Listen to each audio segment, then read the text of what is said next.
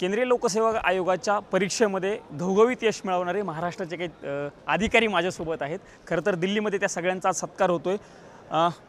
पुढचं पाऊल या संस्थेच्या वतीनं दरवर्षी अशा पद्धतीचा प्रोग्राम आयोजित केला जातो आणि याही वर्षी महाराष्ट्रातील जे नवीन अधिकारी झालेले आहेत त्यांचा सत्कार होतोय। सगळे अधिकारी वर्ग आहे माझ्यासोबत। स्वागत आहे सर तुमचं। घरचा सत्कार वेगळा असतो। महाराष्ट्रातील मराठी माणसांनी महाराष्ट्रामध्ये तुमचं खूप मोठ्या प्रमाणात स्वागत झालेलंच आहे, पण दिल्लीमध्ये हा सत्कार होतोय, काय भावना आहेत ह्या वेगळ्या? नमस्कार, मी सूरज प्रभाकर निकम नाशिक जिल्ह्यातून बिलॉंग करतो। नुकत्याच जाहीर झालेल्या UPSC स्पर्धेत एक 706 रँक मिळून उत्तीर्ण झालो आणि मला एक IRS IT income tax he service allocate झाली। खरं तर पुढचे पाऊल हा सोहळा मी म्हणेल एक फेलिसिटेशन म्हणण्यापेक्षा मी म्हणेल एक मार्गदर्शन सोहळा होता, जो नवीन ॲस्पिरंटसाठी मार्गदर्शन होतं आणि इनफॅक्ट आमच्यासाठी मार्गदर्शन होता। नवनवीन मोठमोठ्या अधिकाऱ्यांशी इंटरॅक्ट करण्याचा आम्हाला एक इथे चान्स मिळाला, त्यामुळे नक्कीच हा एक सोहळा आम्हाला एक मार्गदर्शन सोहळा आणि इन फ्युचर एक प्रामाणिकपणे देशाची सर्व्हिस करण्यासाठी आम्हाला प्रवृत्त करत। उद्यापासून तुमच्या सगळ्यांचं काम सुरू होणार आहे, तर उद्यापासून तुम्ही प्रशिक्षणाला जाणार आहात। या सगळ्या मधल्या काळामध्ये तुमचा काळ कसा गेला? कारण निकाल लागल्याच्या नंतर म्हणजे परीक्षेत उत्तीर्ण झाल्याच्या नंतर प्रशिक्षणाला जाण्यापर्यंत हा काळ कसा होता? त्या काळात नेमकं काय काय घडामोडी घडल्या तर थोडक्यात सांगा। 16 एप्रिल 2024 1:19 आमचा निकाल लागला आणि आमचं नशीब पालटलं। 16 एप्रिल 1:18 आधीचा काळ म्हणजे आमच्या आयुष्यातला संघर्ष काळ होता आणि 1:19 नंतर आमच्या आयुष्यात एक सुवर्ण काळ आला, ज्या आशेचा किरण बघून आम्ही अभ्यासात आमचं सगळं काही झोकून देत होतो, ती आमची मेहनत फळाला आली आणि आम्हाला आता देशसेवेसाठी काम करण्याची संधी मिळाली। शिवाय आमचं अनेक मान्यवरांकडून कौतुक पण झालं। त्यातलाच आजचा दिल्लीतला सोहळा, ज्यात आम्हाला आमचं कौतुकही झालं आणि आमचे कानही टोचले गेले की उद्यापासून आमच्यावर खूप मोठी जबाबदारी येणार आहे आणि ती पेलण्यासाठी त्यांनी आम्हाला शुभेच्छा रूपे आशीर्वाद दिले। तुम्ही म्हणालात 1:19 वेळ खूप महत्त्वाची। काय घडलं त्या क्षणाला नेमकं, ज्यावेळेस तुम्हाला समजलं की आपण पास झालो? नेमकं मनात भावना काय होत्या आणि तो म्हणजे क्षण मला सांगा, नेमकं काय झालं त्या क्षणात? कसं असतं, आपण गेल्या 4 वर्षांपासून प्रिपेअर करत होतो आणि प्रत्येक वेळी म्हणजे त्याच्या आदल्या अटेम्प्टला मला 2 मार्क्सने हुलकावणी मिळाली होती। मग यावेळेला असं ठरवलं होतं की काही असो, फक्त आपण यातनं सुटलो पाहिजे। तर मग ते एक सुटकेचा निश्वास होता की चला ठीक आहे, ते निघालं। पण एक थोड्या वेळानंतर एक लार्जर पिक्चर पण समोर आलं की ही फक्त एक्झाम नव्हती, तर आता आपल्यावर समाजकार्य, देशकार्य, जनसेवा घडावी यासाठीची आपली जी तपश्चर्या होती ती आता फळाला आली आहे आणि हा फक्त एक स्टेज होती आणि आता याच्यापुढचं आपल्याला एक माइलस्टोन गाठायचा आहे आणि तो म्हणजे प्रशासनाला सुशासन करून त्यातला एक चांगला अधिकारी बनायचं आहे, ही भावना मनात आली। सरांनी आत्ता सांगितलं की आपण आता कान टोचले आमच्या कार्यक्रमामध्ये आणि आता जाणीव झालेली आहे, कारण आपल्यावरती जबाबदारी खूप मोठी आलेली आहे आता इथून पुढच्या काळामध्ये। ही जबाबदारी पेलत असताना प्रामुख्यानं महाराष्ट्राच्या बाबतीत आपण बघितलं तर मागच्या काही दिवसांपासून जे प्रकरण आपण सगळे बघतोय पूजा खेडकरचं, त्या प्रकरणामुळं महाराष्ट्रातील अधिकारी वर्गाची एक इमेज वेगळी बनलेली आहे। ती सगळ्या प्रकरणाकडे तुम्ही कशा पद्धतीने बघता आणि काय भावना आहेत त्या पूजा खेडकर यांच्या प्रकरणाबद्दल तुमच्या? सर, तो जो इन्सिडेंट होता पूजा खेडकरचा, हा अत्यंत एक वाईट म्हणू शकतो, कारण की UPSCची आजपर्यंतची क्रेडिबिलिटी त्याला क्वेश्चन मार्क करण्यात आला आणि हे एक एक्सेप्शनल प्रकरण म्हणता येईल, कारण की UPSCने आजपर्यंत खूप चांगले रिझल्ट दिलेत, चांगले ऑफिसर्स दिलेत। तर आपण जेव्हा UPSCकडे बघतो सो आपण बिगर पिक्चर बघितलं पाहिजे। हे एक प्रकरण जरी दुर्दैवी असेल तर एखादं प्रकरण म्हणून सोडलं पाहिजे आणि एक चांगली गोष्ट झाली याच्यामुळे, कारण की सिस्टीममध्ये जे लूप होल्स आहे हे आज DOPTला कळालेत, कारण की हे जे PWDचे कॅन्डिडेट्स आहे यांची जे प्रोसेसमध्ये जे लूप होल्स सापडलेत, आता प्रोसेसमध्ये ते ॲड ऑन्स होतील, त्याला ॲड्रेस करतील आणि त्याच्यामुळे जे पुढचे जे मुलं PWD ज्यांना खरं गरज आहे या प्रोव्हिजनची, त्यांना लाभ होईल।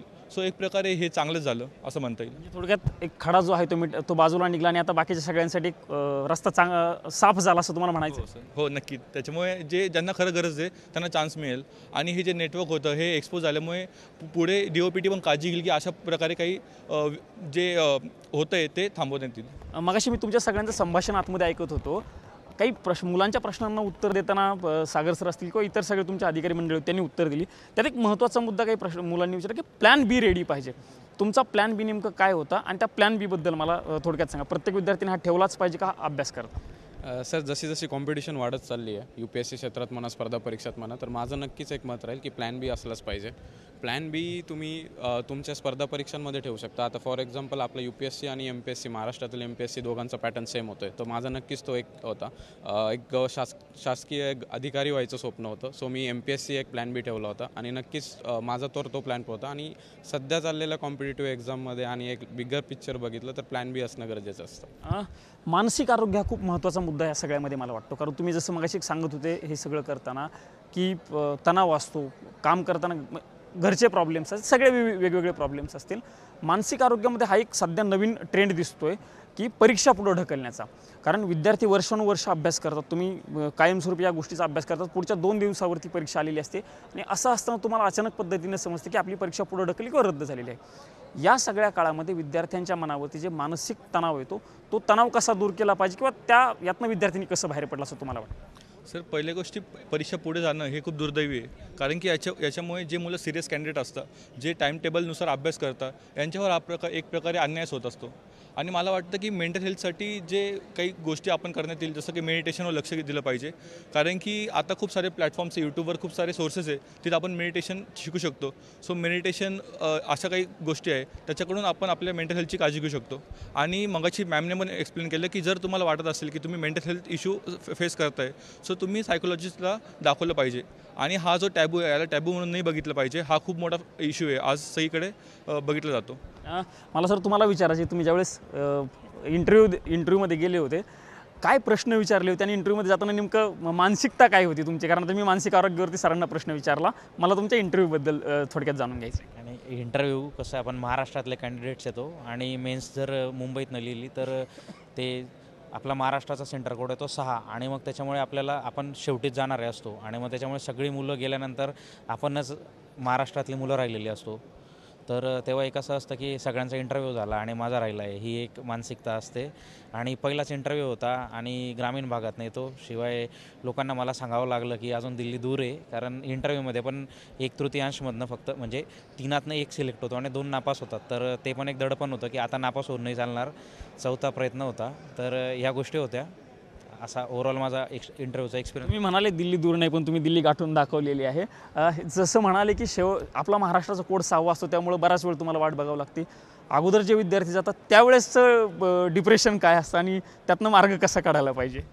सर, मेजरली बघितलं तर माझाही नंबर लास्टच होता. आम्ही 6 जणं बसलेलो. जसं 12 फेल पिक्चरमध्ये दाखवतात त्या 12 फेल पिक्चरप्रमाणेच आम्हाला बसवलेलं. एक डॉक्युमेंट व्हेरिफिकेशन होतं आणि जसा जसा एक विद्यार्थी आतमध्ये जातो तसं तसं टेन्शन वाढतही जातं, मध्येच कॉन्फिडन्स येतो. म्हणजे इंटरव्ह्यू म्हटलं का एक मिक्स इमोशन्स असतात की कधी कॉन्फिडन्स खूप जास्त असतो, कधी कमी असतं.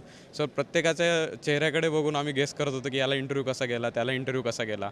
नंतर प्रत्येकाचे प्रिपरेशन फेजमध्ये होते, आतमध्ये थोडेफार डिस्कशन्स होत होते. आणि एक UPSCचं एक म्हटलं तर आमची आतमध्ये तशी काळजी पूर्ण घेतली जाते, चहा बिस्किटपासून पाण्यापासून, तर पूर्ण सपोर्ट स्टाफ दिलेला जातो. त्यामुळे बाकीचं टेन्शन सोडून आम्हाला दुसरं टेन्शन नसतं आणि इव्हन सपोर्टिंग स्टाफ इतका कोऑपरेटिव्ह असतो की ते टेन्शन मिनिमाइज होऊन जातं. सो मी नक्कीच म्हणेल की टेन्शन असतं, टेन्शन नसतं, त्याच्यामुळे आहे का नाही हेही कळत नाही आणि मग मध्ये गेल्यावर एकदम मिक्स फिलिंग असतं. बाहेर आल्यावर मग एक सॅटिस्फॅक्शनची फिलिंग असते की आपण प्रामाणिकपणे आणि पूर्ण एक एफर्ट्स देऊन इंटरव्ह्यू दिला त्याचे. निश्चितच अगोदरचा तुमच्या सगळ्यांचा काळ विद्यार्थी म्हणून होता, अभ्यास करणारे म्हणून होता. आता इथून पुढचा तुम्हा सगळ्यांचा काळ अधिकारी म्हणून होणार सुरू होतोय.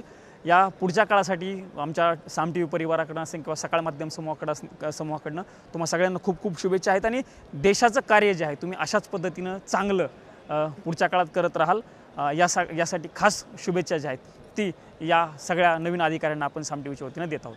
कॅमेरामन राजीव गौतम समी, प्रमोद जगताप, साम TV न्यूज, नवी दिल्ली.